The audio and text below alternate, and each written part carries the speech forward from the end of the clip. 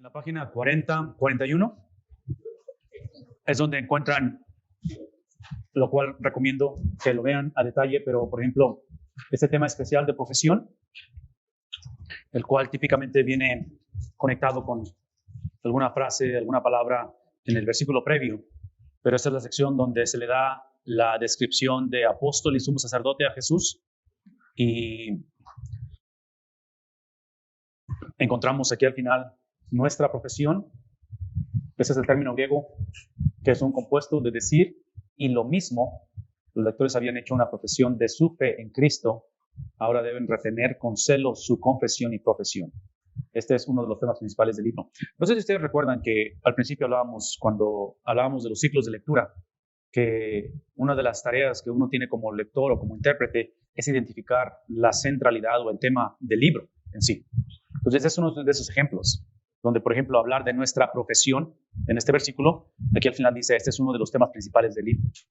Entonces, aparentemente, esa es una de las cosas donde vemos esto como un punto principal o central. Entonces, el resto del libro tratamos de filtrarlo a través de ello. De que es obvio que Hebreos está enfatizando, hey, a esto fuiste llamado. Esto es lo que significa ser salvo. Fuimos llamados a esto, que es la profesión en la cual él la presenta como algo que sucedió y como algo que debe retener con celo.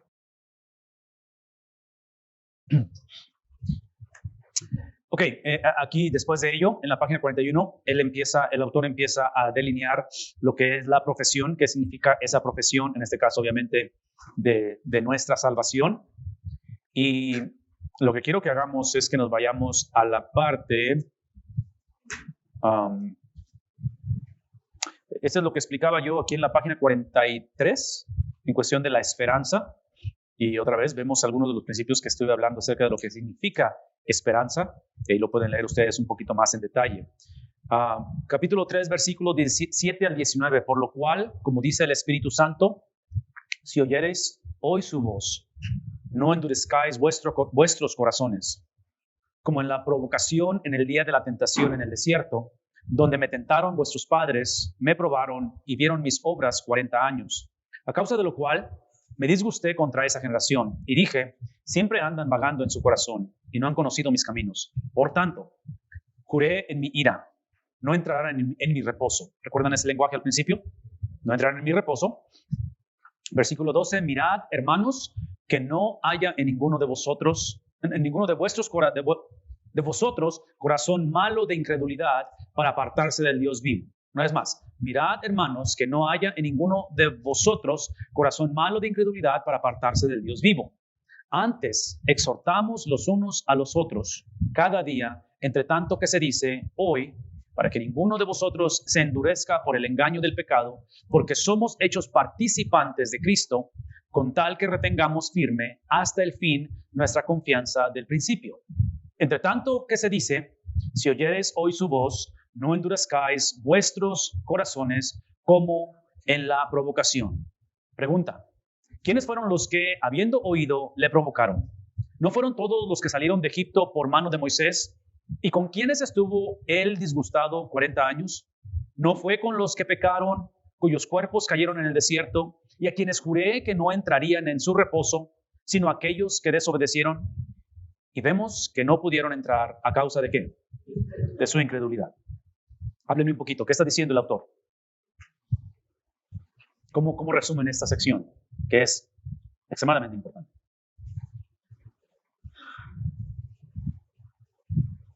Pues está tomando un tema del pasado, un evento trágico en el tiempo de Israel, para que se den cuenta que por causa de la incredulidad ellos no alcanzaron la promesa que Dios les había hecho.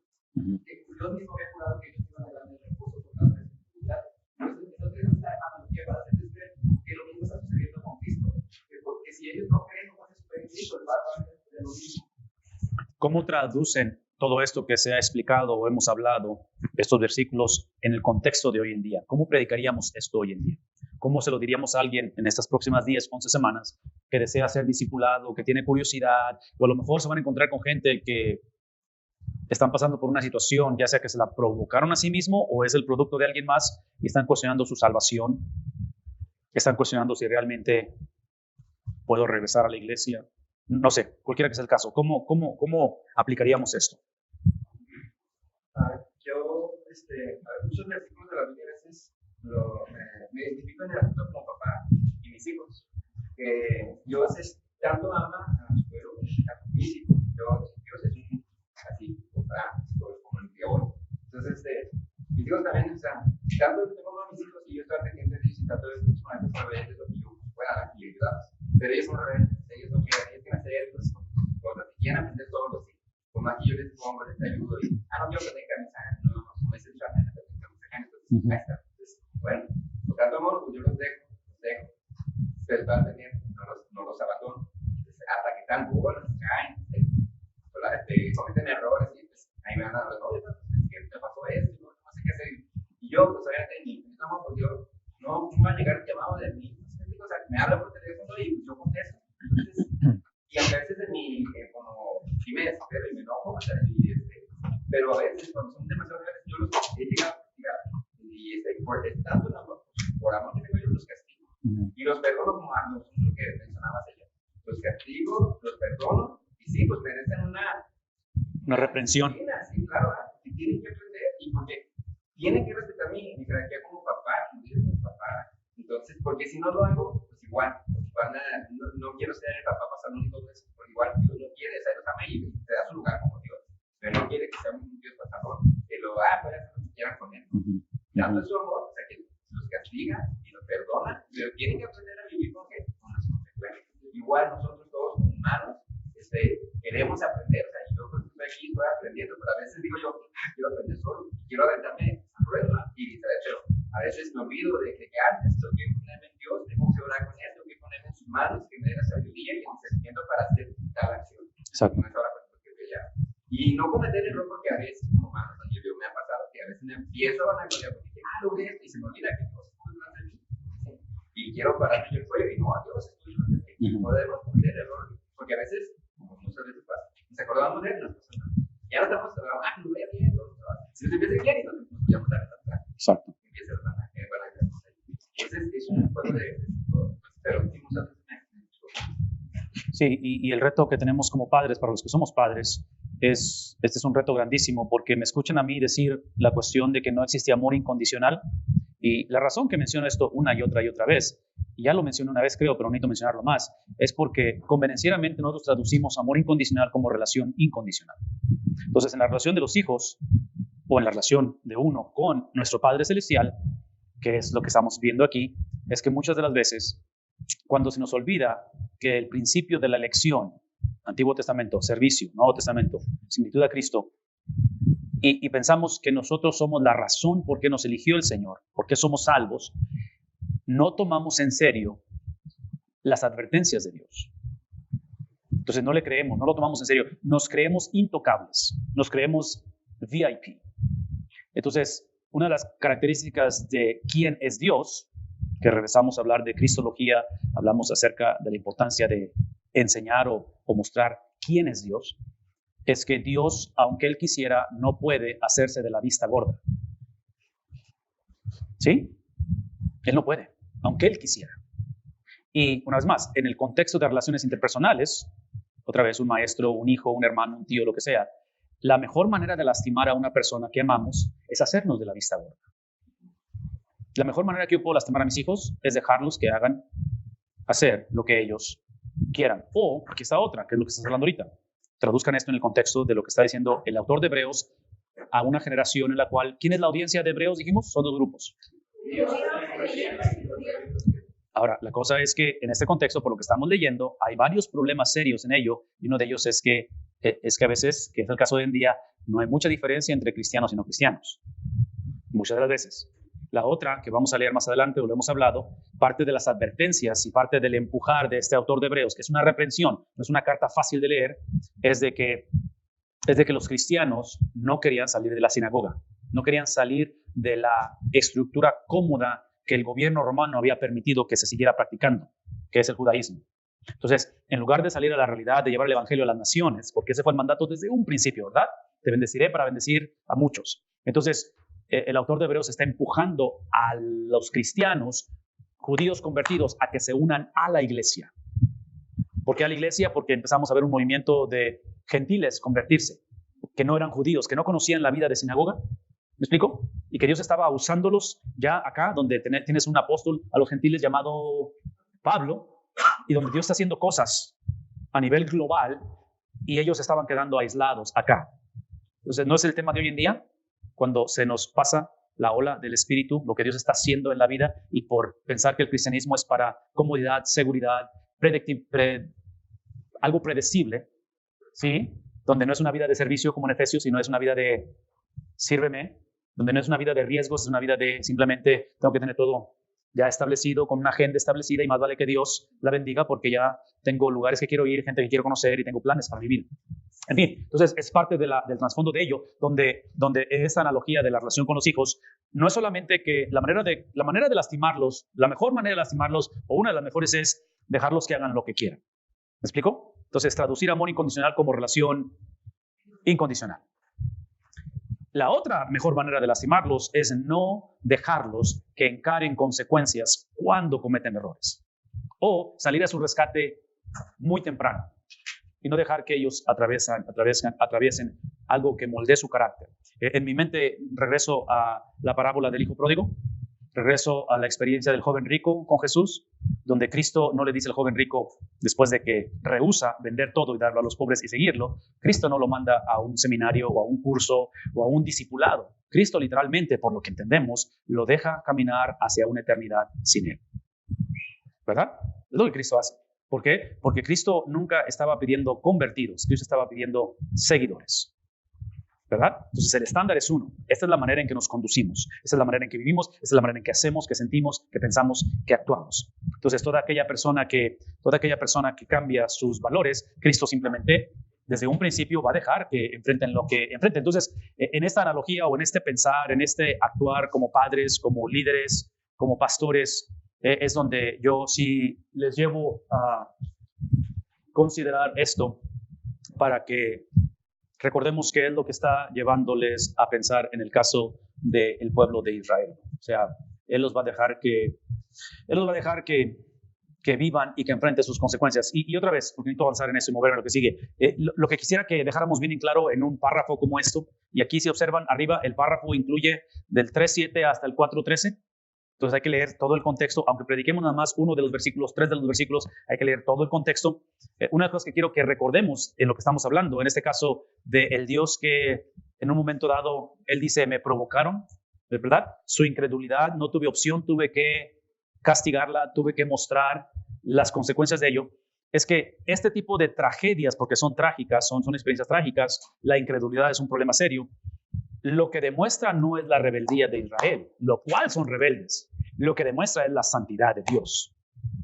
¿Verdad? Eso es importante porque nuestra tendencia es pensar en lo rebelde que fue este pueblo, la tendencia es pensar que nosotros somos mejores porque no somos como ellos, la tendencia es pensar y empezamos a sacar nuestra lógica y procesar la vida, los errores, los temores o los triunfos. Pero observen que el común denominador de estos versículos o de esta parte del libro es, como es el todo de la Biblia, es una consistencia de quién es Dios, que Él es inmutable, que Él no cambia a través de las edades. E inclusive, si esto es el caso, espero que estén de acuerdo conmigo, aquí es donde tenemos que tener un momento donde regresemos a decir, ok, con razón, Cristo era necesario. ¿Por qué? Porque aun cuando esa generación que está diciéndonos no va a entrar en su reposo, ¿verdad? No poseen la tierra prometida. Es obvio que la formación de la nación de Israel no iba a suceder por la gente que Él escogió. Iba a suceder porque Él lo dijo, Él lo escogió. ¿Vemos la diferencia? No es por quién eres tú. Es simplemente por quién soy yo. Entonces, en el proceso de hacer todo esto, da la impresión como que esta generación le cambió los planes a Dios, como que la idea cambió de perspectiva, porque el plan original era que esta generación entrara al reposo, ¿verdad? Dios no lo sacó para ver si jalaba el asunto, si funcionaba la situación, y ojalá estos que han sido esclavos les caiga el 20 y realmente me amen, realmente, ¿sí? Esa es la impresión que muchas veces de esa manera leemos esto. Entonces, como pastores o como líderes, a veces predicamos o nos conducimos como que si le rogamos a la gente que acepten el evangelio. Como que estamos, sí, o sea, predicamos como que si nos hacen un favor con escuchar el evangelio.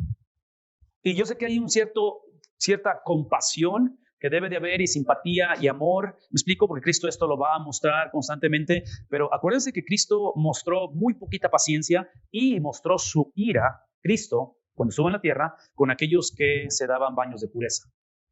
Y mostró paciencia, misericordia y compasión ¿en quiénes? Aquellos que simplemente no sabían, no conocían el amor de Dios. ¿Me explico? Entonces, tener cuidado con eso porque, otra vez, pensar en la iglesia en general, a veces es muy desgastante cuando como iglesia, como pastor, como líder, tu vida y tu energía y tu tiempo es literalmente absorbido por necedades de cristianos. ¿Recuerdan que les he hablado acerca de consejería en cristianos? La cual no estoy en contra de la consejería, simplemente que la veo innecesaria si tan solo hiciéramos lo correcto desde un principio. ¿Verdad? Es el tipo de sufrimiento que no glorifica a Dios. Hay un sufrimiento que nos moldea a ser a la imagen de Dios, pero simplemente si dejáramos de ver a Dios como alguien que simplemente tiene que bendecir nuestra agenda. Entonces, aquí es donde nos damos cuenta que al final vemos que no pudieron entrar a causa de que Dios es santo, Dios es inmutable, Dios no puede ser burlado. Dios trató de protegerlos de sí mismo. Dios les mostró desde un principio que la elección que tuvo sobre ellos no era porque ellos lo merecían, es porque Él desea restaurar el mundo a través de ellos. Entonces, aquí es donde vemos esa disyuntiva para ellos que va a ser difícil. Uno de los temas que va a hablar aquí en el versículo 7, que lo acabamos de leer obviamente, por lo cual, como dice el Espíritu Santo, si oyeres hoy mi voz, es otra vez este concepto de la Trinidad que para ellos es nuevo. ¿Me explico? Es nuevo, no es algo completamente establecido. Entonces, aquí es donde entramos y él nos da un artículo con respecto a la Trinidad, cómo hablar, cómo presentar, cómo predicar la Trinidad, y no lo vamos a leer ahorita, pero habla acerca de lo que viene siendo el concepto, la idea, la doctrina, y lo presenta desde los evangelios, Hechos, Pablo, Pedro, Judas. El concepto se insinúa en el Antiguo Testamento de la Trinidad y luego concluye con la deidad de Jesús y la personalidad del Espíritu causaron problemas para los creyentes, los cuales fueron estrictos, ¿qué cosa? Monoteístas al principio. Y aquí da varios ejemplos de, otra vez, creyentes, padres de la iglesia. La Trinidad es una formulación desarrollada históricamente, informada por el material bíblico. Entonces, aquí da diferentes experiencias para ello. Termina diciendo que realmente un misterio con respecto a la Trinidad, pero el Nuevo Testamento parece afirmar una esencia divina con 3 manifestaciones personales eternas. Ok. Una de las partes que quería que retomáramos en el versículo 8, una vez más, que lo leímos hace un momento, y dice, no endurezcáis vuestros corazones como en la provocación en el día de la tentación en el desierto. Y el autor explica acerca del endurecer corazones en momentos en los cuales deciden provocar. ¿Sí? Habla acerca del contexto donde están divagando en el desierto y termina diciendo aquí, el término corazón se refiere a ¿qué cosa? A la totalidad del individuo. ¿Sí? Recuerden Deuteronomio 6, donde habla acerca de la instrucción que tiene que ser, grábalas en las tablas de tu vida, del corazón. Estos israelitas creyeron inicialmente, pero luego, ¿qué sucedió? En otras palabras, otra vez, y la audiencia de Hebreos es una audiencia influenciada por la mentalidad o por las filosofías griegas, donde no tienen problema en divorciar teoría, doctrina, concepto, conocimiento, ¿con qué cosa? ¿Con qué no tienen problema? Con la experiencia, con la vida, con decisiones, con ética, con estilo de vida. Entonces, es lo que sucedió en el desierto. Ellos inicialmente creyeron, pero otra vez, en la mente hebrea, creer implica estilo de vida.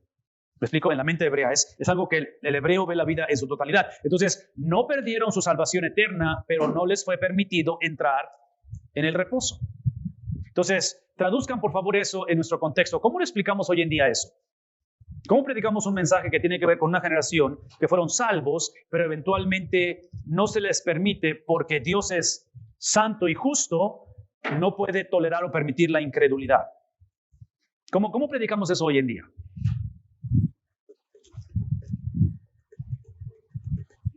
Estoy pensando que para la creencia de que fue escrito a creyentes, entonces, primero estoy pensando en creyentes.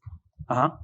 Que todo este texto que estamos leyendo menciona en 2 ocasiones, no endurezcáis vuestro corazón, que es la tendencia del creyente ante situaciones adversas, en donde el que está sufriendo está sufriendo, pero con daños colaterales, a veces de terceras personas, y a veces la tendencia es a tratarse de la iglesia, tratarse de la congregación o algo así. O de Dios. O de Dios, sí. Entonces, el llamamiento es que no endurezcamos nuestros corazones y que nos mantengamos firmes con la misma firmeza desde el principio hasta el fin. Creo que ese es el llamamiento para nosotros ahora, pero también para el creyente, porque hay un momento en que a veces tenemos crisis de fe o qué sé yo. No sé si esa podría ser una... Definitivamente, porque me haces pensar en que en un momento dado, sin justificar esta generación en el desierto, sin justificarlos, es obvio que desde un principio empiezan a reclamarle a Moisés y le dicen, nos hubieras dejado morir, nos hubieras dejado en Egipto en lugar de traernos aquí a morir. ¿Recuerdan eso? Ahora, su quejarse, humanamente hablando, suena legítimo, porque su quejarse, y lo cual, otra vez, aquí es como un juego de palabras y es como una situación que no tiene fin. El plan original de Dios no fue 40 años en el desierto. ¿Cuál fue el plan original de Dios? En otras palabras, ¿por qué terminan caminando por 40 años en el desierto? Por la incredulidad, ¿verdad? Desde un principio fueron incrédulos. Pero esa incredulidad, una vez más, regresando al tema de dejar que la persona enfrente consecuencias, Dios no tenía opción, tenía que dejarlos vivir las consecuencias, porque como ellos son el vehículo que Dios escogió, soberanamente eligió para traer salvación al mundo, entonces Dios tiene que sentar las bases de cómo la persona o las naciones van a ser discipuladas o salvadas y cómo las naciones van a ser juzgadas cuando rechacen el evangelio. Entonces, Dios está diciendo, de ti, Israel, voy a ser un ejemplo para el resto del mundo. Para bendición y para maldición. Deuteronomio 27, Deuteronomio 28, Deuteronomio 29. Son las bendiciones y las maldiciones de aquellos que obedecen y aquellos que desobedecen, independientemente quién eres. ¿Me explico? Independiente. En otras palabras, bendición y maldición no está basado en lo que tú hagas. Está basado en quién yo soy, que es como vamos a filtrar lo que tú haces. Es lo que está diciendo. Entonces, convenencieramente volteamos la moneda y empezamos a enfatizar no el carácter de Dios, no quién Dios es quién soy yo o quién pienso que soy yo. Entonces, ahí es donde obviamente la imagen de Dios cambia. ¿Me explico? Por eso todos somos teólogos, todos tenemos una idea de quién es Dios. Trágicamente está basada típicamente en lo que yo soy, que yo determino quién es Él. Entonces, por eso ayer les mostraba en cuestión de cristología, misiología, eclesiología, de que si no tenemos cuidado, la iglesia empieza gradualmente a hacerlo en reversa. Empezamos con la iglesia y la iglesia determina qué es lo que hacemos o cómo vivimos o cómo nos tratamos o cómo tratamos al mundo y eventualmente esa actitud crea o formamos nuestra imagen de quién es Dios. Entonces, menciono todo esto porque, otra vez, porque la impresión aquí es, o la idea aquí es, de lo que acabas de mencionar ahorita, hermano, regresando a que puede suceder algo, una tragedia, un evento, una circunstancia que hace que la persona pierda el enfoque, pierda su pasión, pierda su primer amor, regresando a Apocalipsis y las cartas que escribe Juan. Independientemente de cuál es la situación o la condición de la persona, esa es una pregunta. ¿Cuánto de esto hoy en día, ya no tanto esta generación de aquí, de hebreos, pero cuánto de esto hoy en día lo hemos preestablecido o preintroducido en la evangelización cuando enfatizamos que todo lo que se requiere para ser salvo es hacer una oración?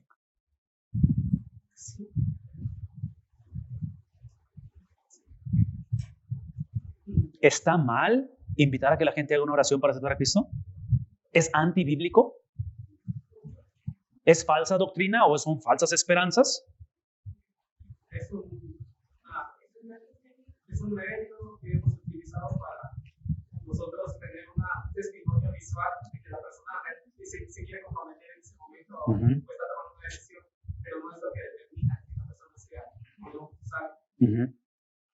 Entonces, ¿cómo solucionamos esta idea preconcebida de que hay que aceptar a Cristo? Y en mi mente, otra vez, suena un poquito prejuicioso esto, pero hace algunos meses, o no sé, a lo mejor ya pasó el año, no recuerdo, pero acaba de morir Billy Graham, uno de los íconos de nuestra cultura y de nuestra generación en cuestión de evangelismo. Y fueron millones de personas las que aceptaron a Cristo, ¿no? ¿Y recuerdan la metodología de cómo la persona aceptaba a Cristo? Entonces, ¿Está mal hacer eso? ¿Qué hacemos al respecto? Porque siento que ese es el preámbulo de lo que estamos lidiando aquí cuando decimos que no perdieron su salvación eterna, pero no les fue permitido entrar a la tierra prometida. Es que no basta con, o sea, no es que esté mal eso, sino que no basta con escuchar una confesión de fe. Tenemos que enseñarle a las personas a cómo vivir esa fe. Y ahí es lo que entra lo que usted decía, el discipulado. Ahí vemos que el pueblo que Dios había elegido, pues no había sido discipulado. O sea, ellos venían de un contexto donde eran esclavos y no se asumían como personas libres. Y muchas veces eso sucede cuando nosotros compartimos el evangelio. La gente no entiende el concepto de por qué necesita ser perdonado, por qué necesita ser arrepentido. Entonces creo que ahí entra una parte muy fundamental que es el discipulado.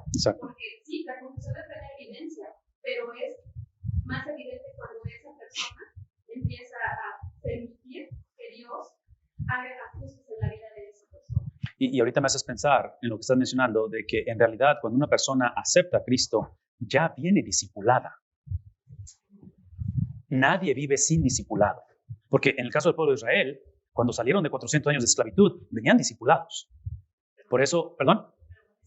Bueno, en este caso, aquí es donde le doy el crédito a Moisés, porque lidiar con una generación de 2.7 millones de personas, aproximadamente, que es lo que se cree, mal discipuladas, y lidiar con ellos, o sea, ¿me explicó? Es cuando dices tú, esto del pastorado, nomás no. Prefiero hacer otra cosa en mi vida. Sí, hermano.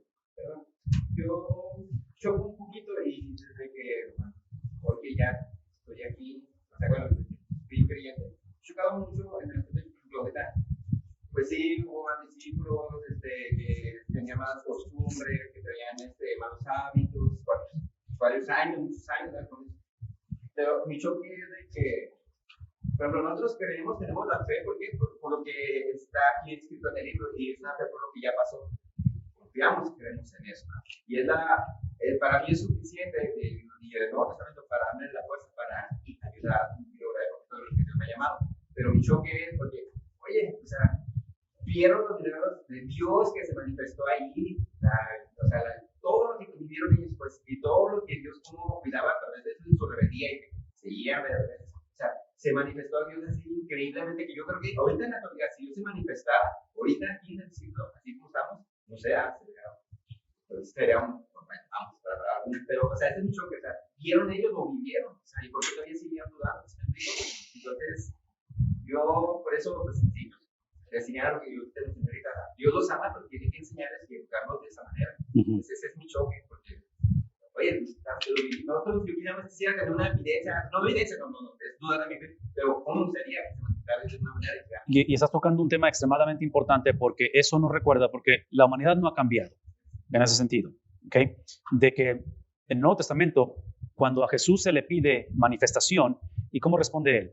Aún si les diera las señales de Jonás, ¿qué les dice? En otras palabras, el problema de ustedes no es evidencias, o ser satisfechos, o comprobarles, o el problema de ustedes es que son incrédulos, escogen rebelarse ante Dios.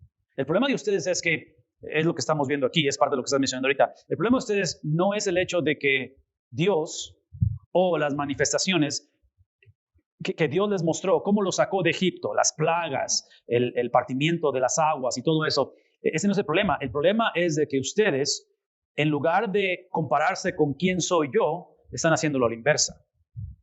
Entonces, llega un momento en el cual, y regresar, por ejemplo, a la conversación del Dios que no tiene opción, pero tiene que llevarlos a 40 años en el desierto, y esto va a sonar un poquito crudo y feo cuando hablamos de consecuencias, y otra vez, lo que quiero es que pensemos cómo lo predico esto en junio, en julio, cuando esté enfrente de personas nuevas o personas sin Cristo. La razón que ellos caminan en el desierto es por su incredulidad, pero como el punto aquí no es la gente, es Dios, es por su santidad. ¿Qué implica ello? Que Dios no tenía opción, pero tenía que matarlos. Entonces, 40 años en el desierto es simplemente el plan de la defunción de ellos. Suena crudo y suena feo, ¿verdad? Pero Dios lo que está diciendo, ok, estos ya se me rebelaron, merecen que los mate ahorita, porque lo primero que hicieron es que construyeron un becerro de oro, y es lo primero que les dije que no hicieran. Entonces, es obvio que no fue accidental, fue a propósito. Como yo no puedo ser burla para las naciones, porque la plática de todo esto, el punto de todo esto, es la redención de las naciones. Si no hago lo que tengo que hacer, que desde Abraham lo traigo formulando y en mis designios, quien va a pagar los platos rotos no es esta generación, es el mundo, ¿verdad? Es la salvación del mundo. Entonces, Dios no tiene opción, Dios tiene que hacer lo que Él prometió, que juró, porque regreso al pacto con Abraham, donde recuerdan que Él es el que camina en medio de ello, y Él dice, si esto no se cumple, maldito voy a ser yo. Yo soy el que voy a ser, yo pierdo mi postura, mi posición de ser Dios, si eso no se cumple. Entonces, Él no puede dejar de ser Dios. Entonces, Él tiene que cumplir esto, y en esa repercusión de las consecuencias de enfocarse en ellos en lugar de Él reflejado en incredulidad, Dios tiene que hacer básicamente una operación matemática hasta cierta manera y decir, ok, 2.7 millones de personas, ¿cuánto me va a llevar matar 2.7 millones de personas? Si nos aventamos unos 15,000 servicios fúnebres por año, son 40 años. Ok, vámonos, 40 años. Y el resto es la historia que conocemos. Perdón. Mándame. En cierto sentido común, creo que yo lo aplicaría. Un ejemplo, no así, pero me refiero, si voy por ejemplo, que voy a cambiar, luego llego a una iglesia y luego empiezo a ayudarles, a guiarles, a que crezcan. Y yo digo, ok, no voy a estar aquí, no sé, no voy a estar los 40 años, voy a estar aquí en tiempo de edad, no sé si voy a regresar, ¿no? Pero voy a empezar a guiarlos, a cimentar las bases para la educación cristiana que ellos necesitan.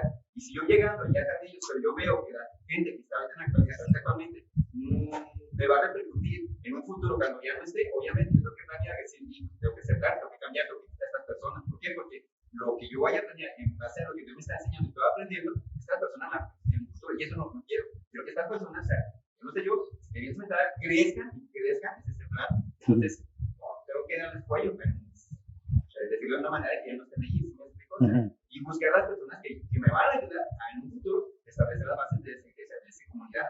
Entonces, Sí, o sea, aquí lo que hace el Evangelio es que, obviamente, el Evangelio antes de unir divide.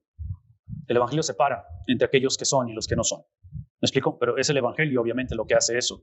Y en este caso, obviamente, en el papel o el trabajo de líder, que en este caso Moisés, como uno de los ejemplos supremos de liderazgo, desde un principio, o sea, Dios le dice a Moisés, si te haces un ladito, voy a fulminar a estos y empiezo una generación contigo. ¿Recuerdan eso?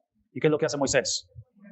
No los mates, porque vas a hacer la burla de las naciones si haces eso. ¿Recuerdan eso? Pero eventualmente Dios tiene que hacer lo que tiene que hacer. Entonces, cuando hablamos acerca de eso y de lo que estás mencionando, pienso en términos de pastor, pienso en términos de líder al estar pastoreando, pienso en términos de papá, de esposo y todo eso. Regresamos otra vez a la conversación anterior de que en un momento dado la iglesia, el hogar, es el reflejo mío, ¿verdad? Es el reflejo mío en un momento dado, porque no discipulado es discipulado. ¿Verdad? No discipulado es discipulado. El discipulado es inevitable. Todos estamos siendo discipulados o estamos discipulando a alguien. Es simplemente que aprender de Hebreos, es simplemente que Hebreos está diciendo, esta es la manera de discipular. Esto es lo que honra a Dios. Y entre paréntesis, o no entre paréntesis, pero reafirmando otra vez, no sé si esto ha quedado claro, pero el punto de Hebreos no es necesariamente la rebeldía, la falta de consistencia, la falta de firmeza, la incredulidad del pueblo de Dios. Todo eso es importante, todo eso es bueno verlo como algo histórico. El punto de Hebreos es la supremacía de Dios que no cambia. ¿Me explico? Entonces, conforme van al campo, van a las iglesias, van a las áreas de misiones, el trabajo de uno no es cambiar a la gente, porque si ni siquiera puedo cambiar yo mismo, mi propia persona, sabiendo las situaciones que yo tengo en mí, la viga en mi ojo en lugar de la paja el trabajo que tenemos es literalmente desplegar la gloria, la majestad, el carácter, la esencia de Dios. Ese es mi trabajo. Mi trabajo es defender en cuestión de apologética, la defensa de la fe. De decir, esto es lo que creemos y esta es la razón por qué lo creemos. Lo dije ayer o antier con los artículos que he puesto con ustedes, ¿verdad? De la revolución moral que hay. Sería una necedad yo tratar de poner a mis hijos en una burbuja de todo lo que está pasando en el mundo. Esa no es la labor, ese no es el trabajo. Es simplemente que mi trabajo es discipularlos, de que ellos cuando sean confrontados, sean expuestos, lo que sea, ellos tengan una perspectiva del carácter de Dios, de cómo navegar todo esto. Ese es el trabajo. Entonces, al ir a las iglesias, a los campos, es el trabajo de uno. Ayudar a la iglesia, a los hermanos, a los creyentes, a los no creyentes, a que les digamos, esto es lo que Dios es. Son 10 semanas, 11 semanas que estoy contigo. Me encantaría construir una relación y lo voy a hacer lo más que se pueda, electrónicamente a lo mejor en un futuro, pero tú no necesitas de mí un amigo o un buen predicador o un buen discipulador. Tú necesitas abrazar quién Dios es y que permita que esa imagen, concepto, esa esencia de quién Dios es, determine cómo nos movemos de aquí hacia adelante. Dime, hermano. Sí, quería comentar que la audiencia para quien está escribiendo la carta a los hebreos, me parece que una de las cosas que les quiero transmitir es que aunque la voluntad de Dios no cambia, su voluntad no cambia, Él es inmutable, cambian circunstancias, pero la voluntad ideal de Dios sigue siendo la misma, que seamos todos, independientemente de las circunstancias, que seamos partícipes con Cristo. Y a veces hacer la voluntad de Cristo nos va a traer circunstancias aparentemente muy desagradables. No solamente la desobediencia que puede ser, pero a veces hacer la voluntad de Dios viene consecuencias desagradables para nuestra vida.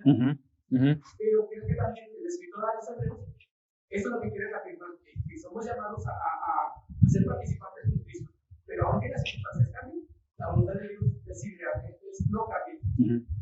Sí, y en situaciones cuando las circunstancias no son o no aparentan ser favorables, cuando lo inesperado sucede, lo inexplicable, lo irreversible sucede, es donde regresamos a hacer o a retomar la actitud, el pensamiento de cómo inició la conversación con Dios. Inició a través de la fe. Entonces, en un momento en el cual llegamos, como luego decimos, al tope, donde ya no hay nada que podamos hacer, porque parte de que no podemos hacer al respecto es porque está en el pasado. Estamos hablando de algo, de un evento, una situación en la cual no la puedo cambiar porque ya sucedió. Entonces, ¿cómo le hago para moverme hacia el futuro? ¿Cómo le hago para navegar las consecuencias de esa actitud, de esa situación, que ya sea que la causé yo o alguien la causó en mí? Vuelvo a hacer lo que hice al principio, porque ese es parte del problema de esa generación, de que al principio le creyeron a Moisés, salieron de Egipto. Su problema no fue que no creyeron, su problema es que, una vez más, vieron la fe, el arrepentimiento, la confesión, lo vieron como un evento, no como un estilo de vida. Y el día de ayer yo les decía que el arrepentimiento no puede ser un evento. No podemos decir, es que yo me arrepentí de mis pecados cuando tenía 14 años. Qué bueno que lo hicimos, ¿verdad? Y es requerido, necesario. Pero ¿cómo lo hago eso ahora un hábito? Un hábito. Entonces, en momentos de dificultad, como lo está diciendo el hermano, en momentos donde sucede lo inexplicable, lo inesperado, cuando sucede lo que nunca pensamos que iba a suceder, en mi opinión, es simplemente que es una oportunidad de regresar a lo básico, regresar a lo fundamental, regresar a cómo empezó la relación una vez más. ¿Sí? Eso sería lo que hablaríamos aquí. Ok, el artículo que menciona aquí es del corazón. Otra vez, da la explicación de lo que es el corazón. Habla acerca de lo que es el día. Un día son 24 horas o cómo está representado en la Biblia. Ustedes pueden leer todo eso. No se lo voy a leer yo por cuestión de tiempo, obviamente. Y lo último que quiero que veamos es que hay un artículo basado en el versículo. ¿Qué versículo es? Versículo 12, 3:12. En ese versículo habla acerca de mirad, tener cuidado, hermanos, vuestro corazón malo de incredulidad. Entonces vemos incredulidad entre el cristiano para apartarse del Dios vivo, que esta es la raíz de la palabra apostasía. Esta expresión contempla una infructividad, así se dice, no estoy seguro si está bien la traducción, pero una vida sin fruto, ¿verdad? Es una vida sin fruto, que se desarrolla, ¿sí? Y la pregunta es, ¿de quién está hablando? Aparentemente está hablando, estoy en la página 49, en la parte de arriba, aparentemente está hablando de judíos ya creyentes o de judíos potencialmente no creyentes, ¿sí? Entonces, la pregunta aquí es esto, ¿a qué es entonces o a quién se está relacionando esta advertencia? Está advirtiendo de que no caigamos en la incredulidad, ¿sí? Es lo que está diciendo, no caigamos en la incredulidad. Entonces, está hablando acerca de la salvación, está hablando acerca de la fidelidad. En el contexto debe referirse a la fidelidad. Jesús fue fiel, ellos deben ser fieles, y Hebreos contempla la vida cristiana ¿desde dónde?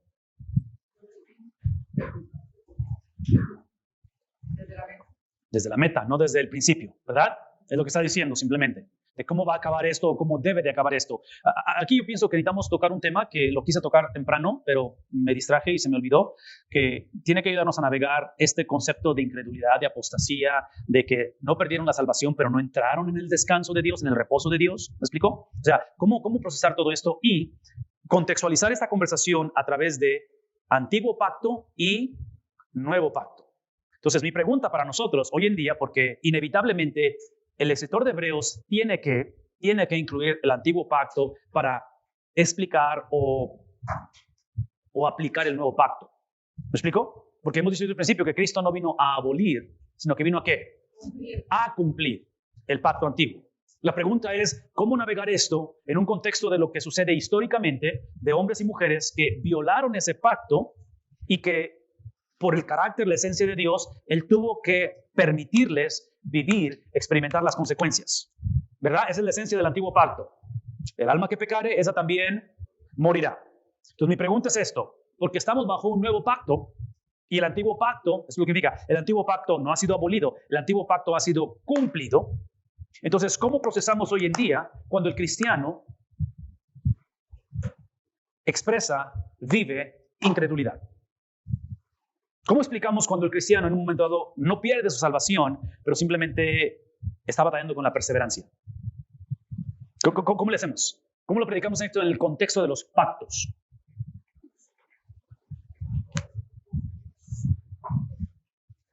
A veces los adolescentes son más duros porque creemos que personas que se han distanciado de la congregación de la iglesia también juzgamos que ya se han apartado de Dios y que entonces no fueron salvos y alguien nos ha dicho se fueron por primera de nosotros. Somos muy duros muchas veces. Nosotros no somos más duros que Dios. Ok. Acuérdense nomás para contextualizar lo que estamos hablando, que es importante lo que estás mencionando, y en mi mente, inevitablemente voy hacia acá, es el tener pastores, líderes que potencialmente nos hemos descalificado del ministerio y ahí seguimos. ¿Sí? Entonces, piensen en términos de liderazgo, piensen en términos de la persona promedio, si podemos usar este término, cristianos, no cristianos, nuevos, no nuevos, viejos, que, en fin, en general en todo, ¿verdad? ¿Cómo le hacemos aquí? Mande. Sí, de que hablamos de pastores o de líderes que potencialmente nos hemos descalificado del ministerio, hemos violado las calificaciones o cualidades que la Biblia bien claro pone de quién debe de ejercer el pastorado. Y la tragedia no es cuando nos descalificamos a nosotros mismos o entramos en el concepto de incredulidad, ¿sí? La tragedia es cuando la iglesia lo permite y no tenemos un proceso, un sistema bíblico para lidiar con una persona que se descalifica a sí misma.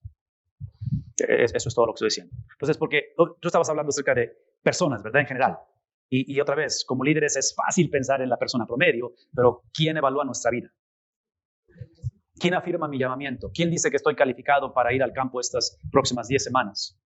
Y realmente me hace digno de poder yo ejercer lo que siento que he sido llamado a ejercer. ¿Quién determina eso? ¿Me explico? Entonces aquí es donde entramos en esta condición, porque otra vez, el pueblo de Israel llega un momento en el cual se creen élites, se creen los superdotados, donde son sorprendidos con la ira, con la venganza, con la justicia de Dios. Sí. La pregunta original era, ¿cómo hacer para explicar si la persona es salva o qué es su salvación? Sí, o sea, ¿cómo le hacemos para enseñar, para discipular, para predicar, en las próximas 10 semanas que estamos trabajando con personas nuevas, o tal vez es un área donde regresamos después de haber estado anteriormente? Algunos de ustedes van a estar en lugares donde han estado trabajando todo el año. Entonces van a regresar simplemente con las personas con las que han trabajado. ¿Me explico? Sean nuevos o sean viejos, como sea. ¿Cómo le hacemos para enseñar y predicar el mensaje de Hebreos desde la perspectiva de que Hebreos nos da la evidencia histórica, que es historia, no la podemos cambiar, por eso es historia, ¿verdad? Que no se puede cambiar. La evidencia histórica de que esta generación no perdieron la salvación, simplemente no pudieron entrar al reposo de Dios. Entonces traduzcamos eso a través del contexto de un pacto antiguo, ¿verdad? Es el pacto. Ahora tenemos un nuevo pacto en Cristo, pero aparentemente la manera de vivir no ha cambiado, ¿verdad? Es la lucha que tenemos todos.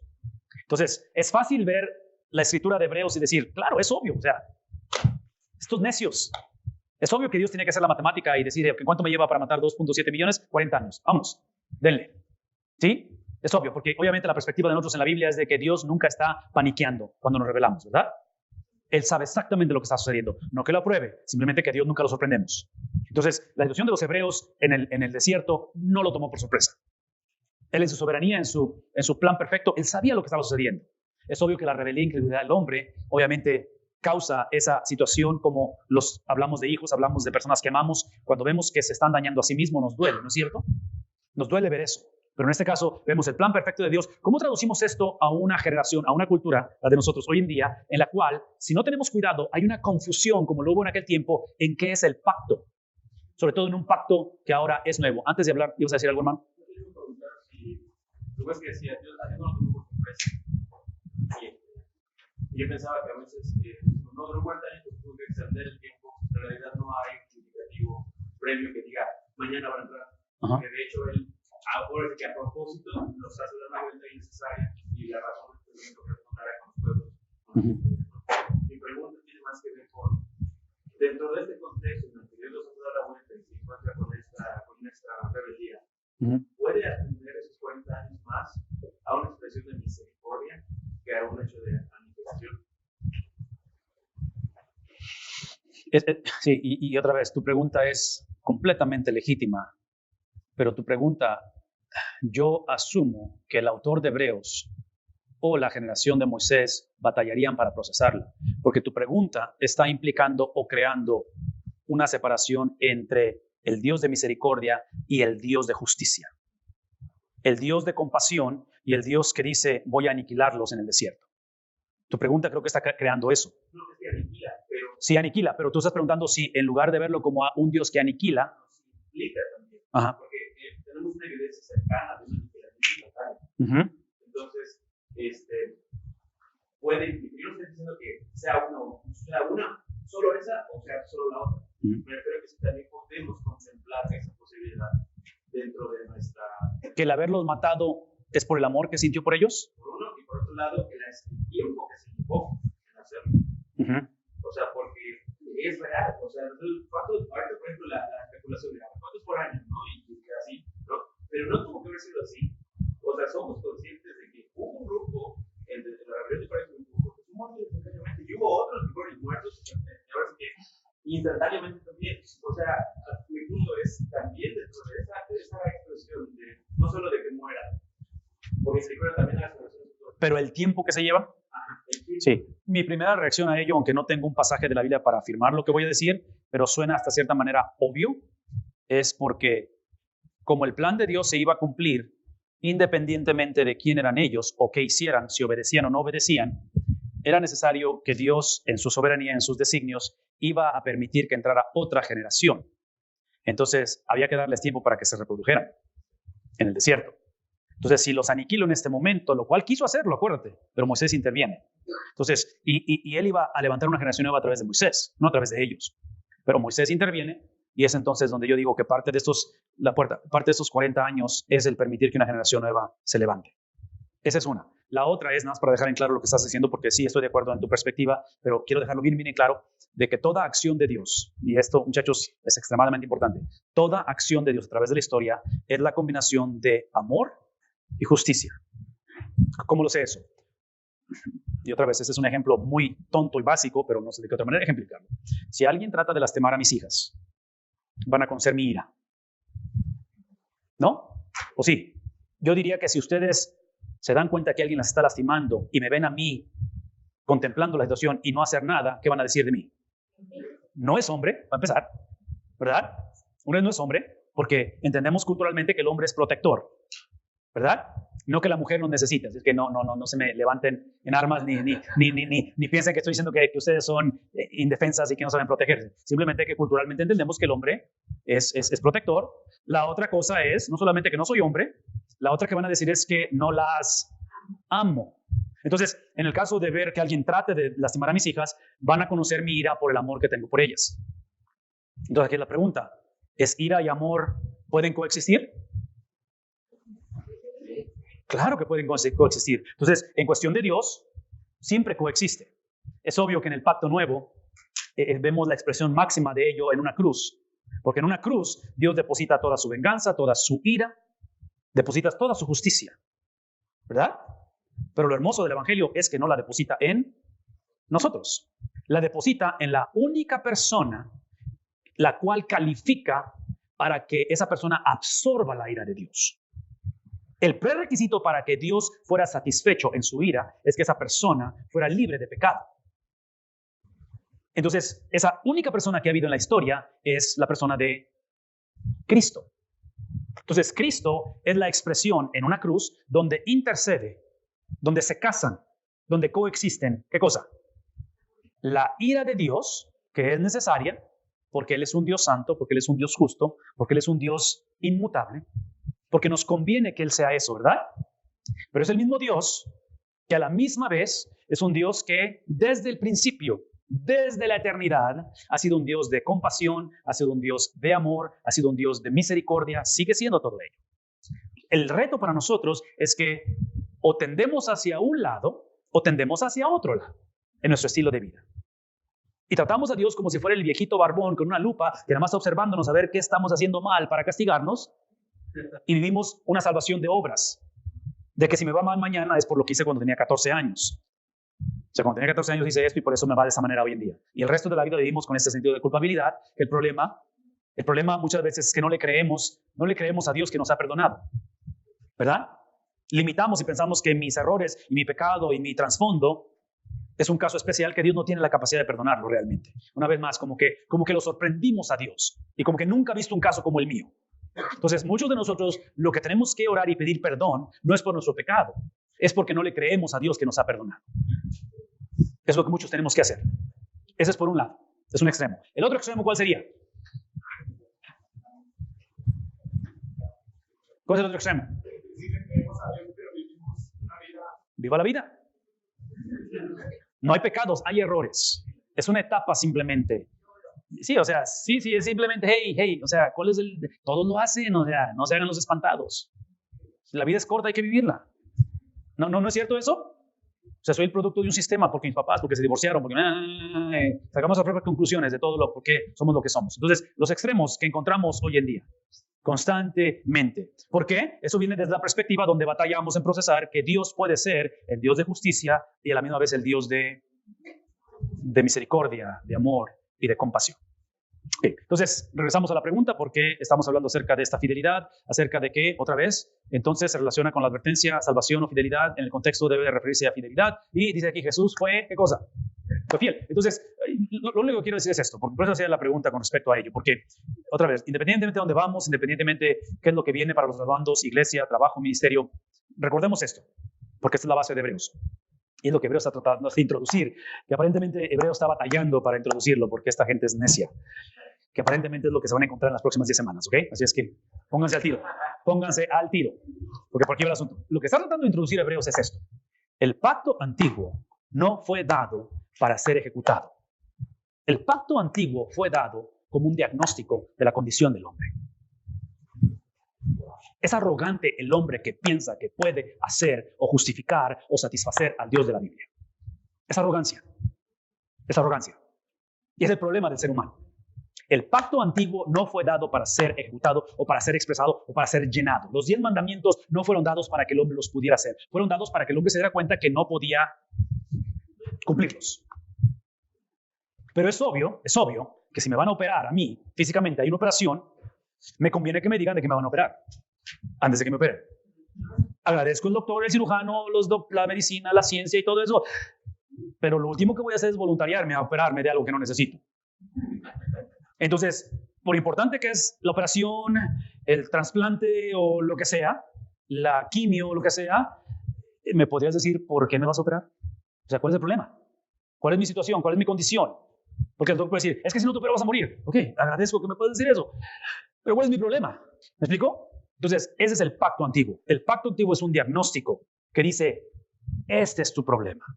Tu problema es Génesis capítulo 3, que yo soy santo y tú no lo eres. Ese es el problema. Que yo soy justo y tú eres injusto. Ese es tu problema. Y la ley es lo que hace. Entonces, lo que sucede aquí, eso es lo que sucede, es la ley. Aquellos que trataron o que tratan de cumplir la ley, es como si jugáramos unas luchitas con un niño de 2 años y nos le subimos arriba. O sea, la lucha se acabó e inclusive lo voy a sofocar.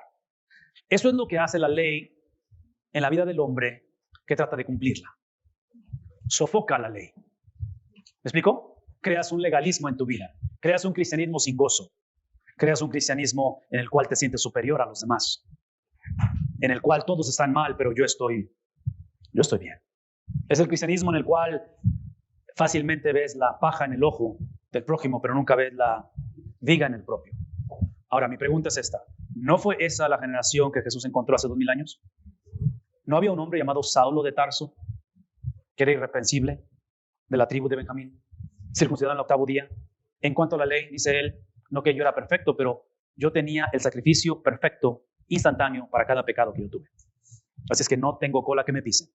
Eso dice Pablo. Filipenses capítulo 3, ¿no es cierto? Ok, ¿será posible que eso es lo que está pasando hoy en día?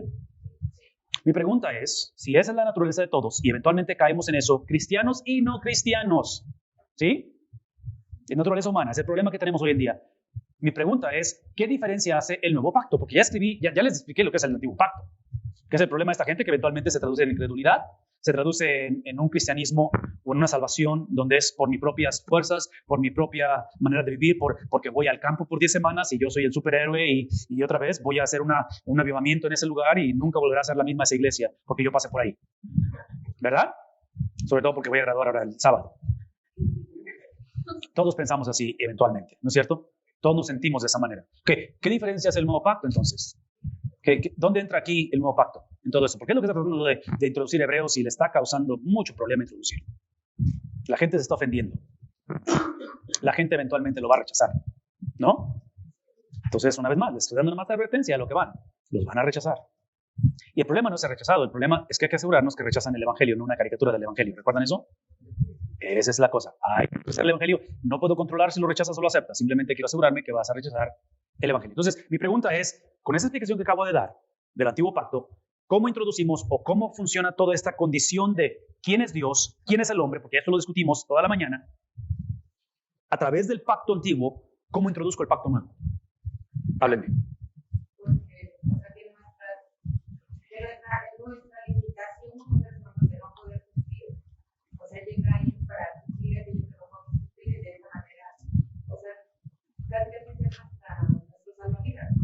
Exacto.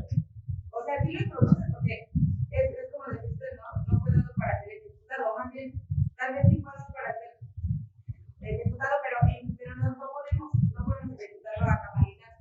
Entonces, por eso es que Jesús necesita estar en nuestras vidas, porque con nosotros no vamos a lograr absolutamente nada, o sea, por más fuerte voluntad y humanismo que hagamos, al final es insuficiente. Entonces necesitamos esa parte de es suficiente y es más que suficiente.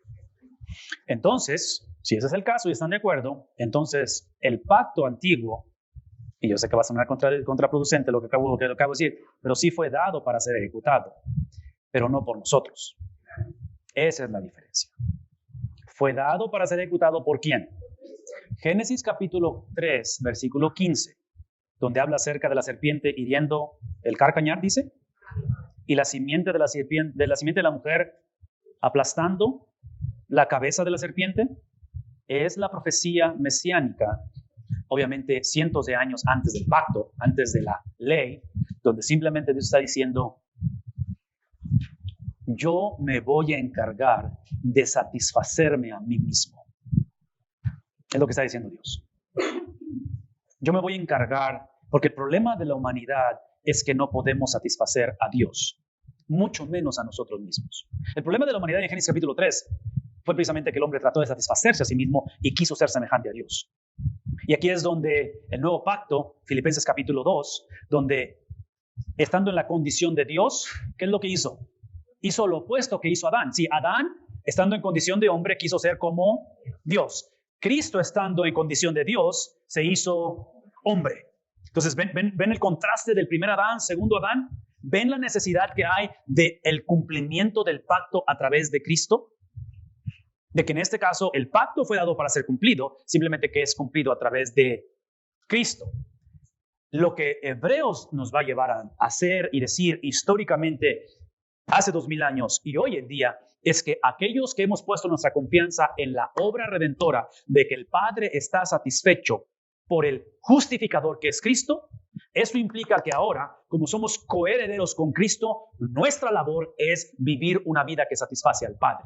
No porque podemos, pero porque Él lo hizo.